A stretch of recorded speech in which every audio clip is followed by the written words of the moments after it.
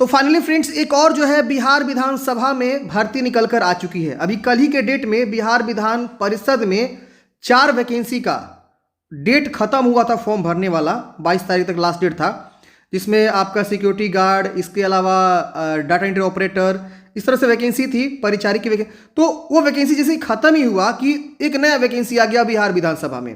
आइए बात करते हैं इस भर्ती के बारे में। देख सकते हैं फ्रेंड्स, इसमें जो है आपका एएसओ की वैकेंसी है एंड असिस्टेंट केयर की वैकेंसी है। 2 पद ये हो गए। इसके बाद से जूनियर क्लर्क की वैकेंसी है।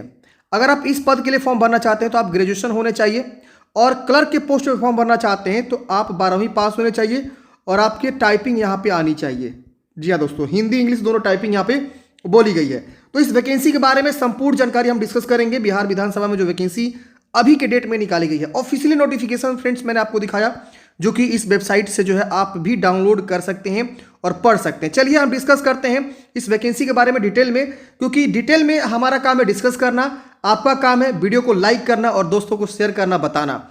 तो पहले हम बात करेंगे जूनियर क्लर्क की वैकेंसी यानी कन्या लिपिक की वैकेंसी है। विज्ञापन संख्या भी आप यहाँ पे देख सकते हैं 02/2024। इसका आवेदन जो है 29 तारीख से स्टार्ट होगा। इसके बाद से अगला जो पद है सहायक प्रशाखा पदाधिकारी यानी एएसओ की वैकेंसी है।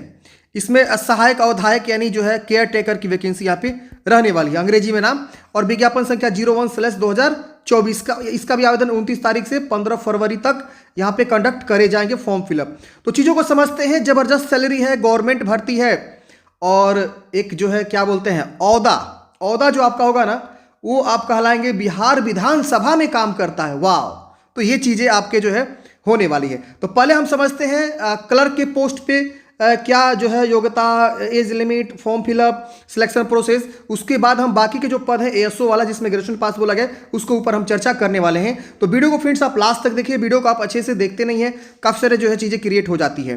तो देखिए कन्या लिपिक की वैकेंसी है 02/2024 एडवर्टाइजमेंट नंबर है। 29 तारीख से आप 15 फरवरी तक फॉर्म को अप्लाई करेंगे। 17 फरवरी तक भुगतान शुल्क जमा करने का जो है अंतिम तिथि रखा गया है। तो 29 तारीख को एक प्रॉपर वीडियो लेकर आएंगे कैसे आपको फॉर्म को अप्लाई करना है।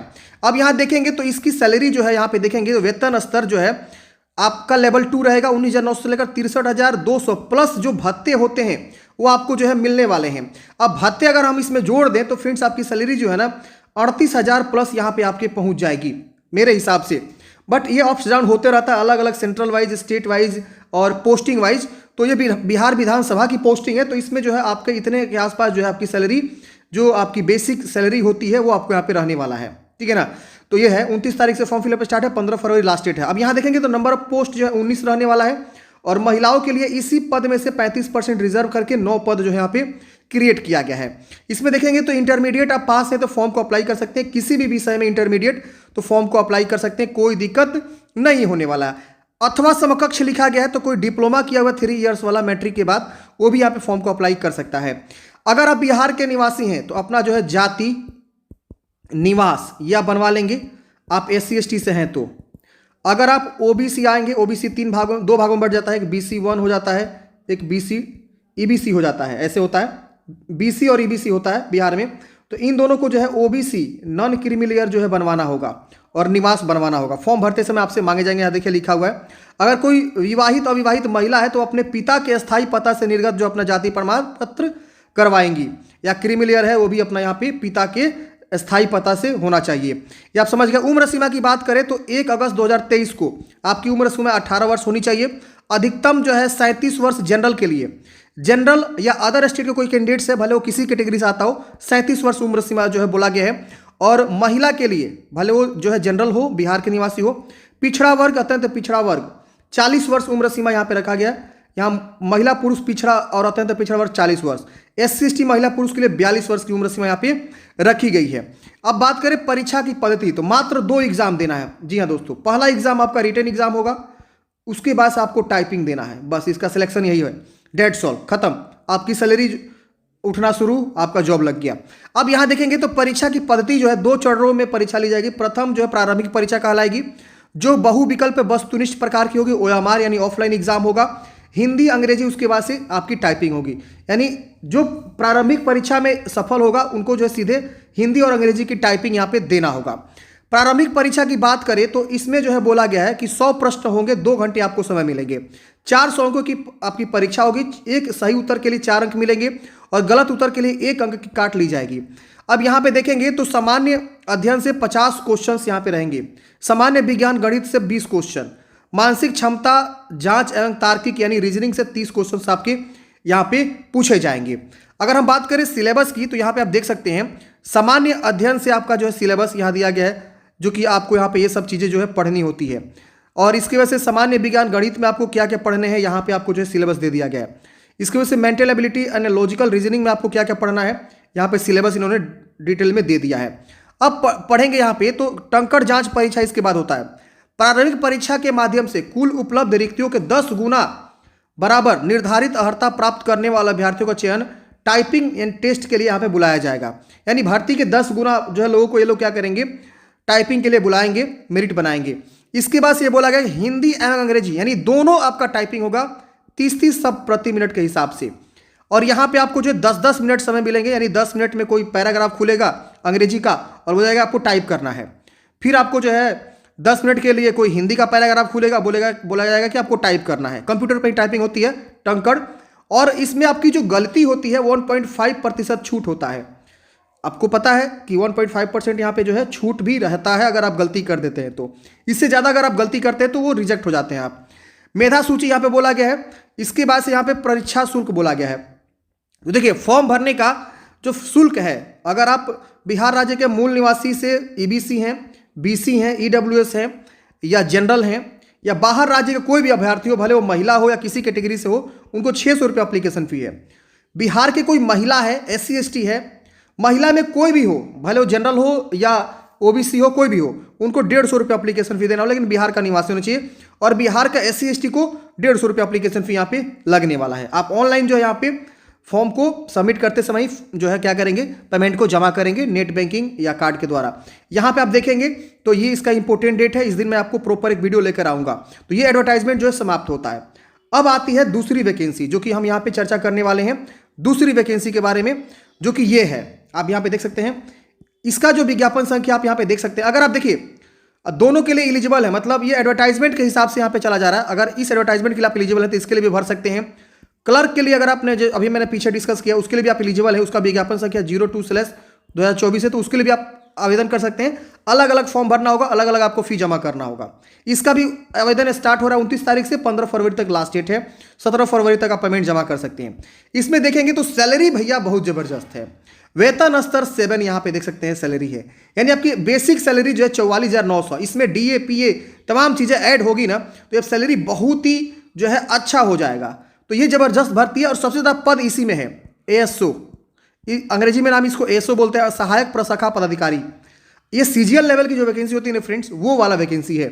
सहायक अवधायक केयर टेकर की वैकेंसी है, इसमें लेवल स्तर 4 है, थोड़ा सैलरी इसमें कम है, प्लस इसमें भी नियम अनुसार भत्ते यहाँ पे देने होंगे। फॉर्म भरते समय यहाँ पे आपको जो है मांगेगा कि आप इसके लिए भी आवेदन देना चाहते हैं, इसके लिए भी, तो दोनों को आपको टिक कर देना है, लेकिन सिर्फ एक ही फॉर्म भरना है आपको। आगे हम पढ़ेंगे, ये इंपॉर्टेंट डेट मैंने आपको बता ही दिया। यहाँ देखिए पदों की संख्या 50 पद है इसमें, सहायक प्रशाखा पदाधिकारी के 50 पद है, जो कि बहुत ही अच्छी वैकेंसी है। अब इसी में से रिजर्व किया गया 35% महिलाओं के लिए, जो कि 17 सीट को यहाँ पे रिजर्व किया गया है। सहायक अवधायक की वैकेंसी के लिए बात करें तो इसमें 4 पद है, जो कि 2 जनरल में और SC यहाँ EBC में 1 पद है और पिछड़ा वर्ग BC में 1 पद रखा गया है। SC ST में और EWS में कोई पद यहाँ पे नहीं रखा गया है। महिलाओं के लिए भी यहाँ पे कोई रिजर्वेशन नहीं है, आपको फाइट या तो जनरल में करना होगा, इसमें मात्र 4 पद हैं। अब यहाँ पे देखेंगे तो शैक्षणिक योग्यता, तो मान्यता प्राप्त विश्वविद्यालय से स्नातक आप किए हुए हैं तो आप इस वैकेंसी के लिए एलिजिबल है, फॉर्म को अप्लाई कर सकते हैं। दोनों पद के लिए सेम क्वालिफिकेशन है। अब यहाँ पढ़ेंगे तो ये जो बॉक्स में लिखा गया है, ये बहुत ही इंपॉर्टेंट पॉइंट लिखा गया है। वांछित शैक्षणिक योग्यता रखने वाले आवेदक 1 से अधिक पदों के लिए अभ्यर्थी हो सकते हैं। इसके लिए उन्हें पदवार अलग अलग ऑनलाइन आवेदन देने की आवश्यकता नहीं है। ऑनलाइन आवेदन भरने के क्रम में रजिस्ट्रेशन फॉर्म भरते समय शैक्षणिक योग्यता के आधार पर दर्शाए गए संबंधित पदों के बगल में दिए गए बॉक्स में सही यानी टिक चिन्ह आपको जो है लगा देने से वे उस पद के लिए भी अभ्यर्थी समझे जाएंगे। मतलब क्या, मान लीजिए आप इसके लिए भी एलिजिबल हैं और इसके लिए भी एलिजिबल हैं, दोनों के लिए अप्लाई करना चाहते हैं, तो रजिस्ट्रेशन करते ही आपसे बोलेगा कि आप किसके लिए आवेदन देना चाहते हैं। तो मान लीजिए ऐसा बॉक्स बना हुआ है, यहाँ लिखा हुआ है सहायक प्रशाखा, यहाँ लिखा हुआ है सहायक अवधायक, तो इसको टिक कर दीजिए, इसको भी टिक कर दीजिए, तो आप दोनों के लिए अप्लाई कर देंगे। फॉर्म फी एक ही बार लगेगा, ठीक है ना। तो ये चीज़ आपको देना होगा, ऐसे मतलब फॉर्म को भरना होगा। तो हम एक अलग से वीडियो लेकर आएंगे कैसे फॉर्म को भरे जाएंगे, जिससे इसका आवेदन स्टार्ट होगा। इसमें भी आपको जाति प्रमाण पत्र, निवास प्रमाण पत्र आपको लगने वाले हैं। अगर आप ओबीसी हैं बिहार के तो आपका नॉन क्रिमिनल सर्टिफिकेट यहाँ पर लगेगा। यहाँ पे भी उम्र सीमा वही रखा गया है 21 वर्ष, लेकिन यहाँ उम्र सीमा रखा गया है 1 अगस्त 2023 को। जनरल पुरुष के लिए 37 वर्ष और सामान्य महिला और पिछड़ा वर्ग कहते थे, पिछड़ा वर्ग महिला पुरुष 40 वर्ष, यानी बीसी ईबीसी मेल फीमेल 40 और सामान्य जनरल फीमेल के लिए 40 वर्ष, एससी एसटी मेल फीमेल 42 वर्ष। तो ये आपका उम्र सीमा रहने वाला है। परीक्षा की पद्धति इसमें देखेंगे तो 2 एग्जाम होगा। एक आपका जो है प्रथम एग्जाम होगा प्रारंभिक परीक्षा, फिर आपका मुख्य परीक्षा होगा। तो इसका 2 एग्जाम होने वाला है। जिस तरह से सीजीएल में होता है एग्जाम, उसी तरह से इसका भी यहाँ पे विषय वस्तुनिष्ठ होने वाला है। इसमें भी ओएमआर होगा, ऑफलाइन ही एग्जाम होगा। प्रारंभिक परीक्षा में देखिए बोला गया कि 2 घंटे के आपको समय यहाँ पे दिए जाएंगे, जिसमें 100 प्रश्न होंगे, 400 अंकों की यहाँ पे आपकी परीक्षा होगी। 4 अंक मिलेंगे एक सही उत्तर के लिए, गलत उत्तर पे 1 अंक काट लिए जाएंगे। सामान्य अध्ययन से 40 प्रश्न, सामान्य विज्ञान गणित से 30 प्रश्न और मानसिक क्षमता जांच एवं तार्किक विचार से 30 प्रश्न आपके पूछे जाएंगे। अब यहाँ पे आप समझ गए। अब इसका पाठ्यक्रम आपको देखिए बताया गया, सामान्य अध्ययन में क्या पाठ्यक्रम रहेगा, सामान्य विज्ञान गणित में क्या पाठ्यक्रम रहेगा सिलेबस, और मानसिक क्षमता तार्किक विचार में आपको क्या क्या पढ़ना है यहाँ पे जो है दे दिया गया सिलेबस में। तो आप इसी तरह के जो है सिलेबस के हिसाब से आप तैयारी करेंगे। अब यहाँ पे बात आती है कि प्रारंभिक परीक्षा के माध्यम से कुल उपलब्ध रिक्तों के 10 गुना संख्या के बराबर निर्धारित अर्हता प्राप्त करने वाले अभ्यर्थियों का चयन मुख्य परीक्षा हेतु किया जाएगा। यानी आप प्री एग्जाम क्वालिफाई कर जाएंगे प्रारंभिक परीक्षा, उसके बाद आपको मुख्य परीक्षा देना होगा। मुख्य परीक्षा के लिए मेरिट लिस्ट 10 गुना वैकेंसी का जो यहाँ पे बनने वाला है। लेकिन यहाँ पे ध्यान देना होगा, अभी आपको मुख्य परीक्षा के बारे में कोई भी जानकारी नहीं दिया गया है। यहाँ लिखा हुआ है कि जो भी कैंडिडेट्स प्रारंभिक परीक्षा पास कर जाएंगे उनको जो है दोबारा से फॉर्म भरना होगा मुख्य परीक्षा के लिए। जिस तरह से बिहार सीजीएल चलता है उसी तरह से ये भी है। तो मुख्य परीक्षा के लिए अलग से विज्ञापन प्रकाशित किया जाएगा, और जब विज्ञापन प्रकाशित होगा उसी समय आपका जो है मुख्य परीक्षा का भी सिलेबस यहाँ पे शो करे जाएंगे, और उसका अलग से आपको फॉर्म भरना होगा, उसके लिए आवेदन शुल्क अलग से देना होगा, और उसके बाद आपका जो है मुख्य परीक्षा होगा और फिर आपका सिलेक्शन होगा। तो ये चीज़ें यहाँ पे जो है होती है। परीक्षा शुल्क इसमें भी सेम रहने वाला है 600 रुपया और 150 रुपया, जो कि मैंने आपको स्टार्टिंग में बता दिया है। इसके बाद से इसका भी इंपॉर्टेंट डेट वही रहने वाला है, आप यहाँ पे देख सकते हैं। तो ये वैकेंसी फ्रेंड जो है निकल कर आ चुकी है बिहार विधानसभा सचिवालय के द्वारा। आई होप आपको समझ में आया होगा। 2 पदों के बारे में मैंने डिस्कस किया, 2 विज्ञापन के बारे में, एक जो है एएसओ और एक जो है क्लर्क के पद पे वैकेंसी निकाली गई है। अगर आप दोनों के लिए एलिजिबल है तो दोनों के लिए फॉर्म को अप्लाई कर सकते हैं। अलग अलग फॉर्म भरना होगा, अलग अलग आपको एप्लीकेशन फीस जमा करना होगा। आपके मन में कोई भी डाउट्स है, कमेंट बॉक्स में पूछिएगा। मिलते हैं किसी नेक्स्ट वीडियो में। जय हिंद।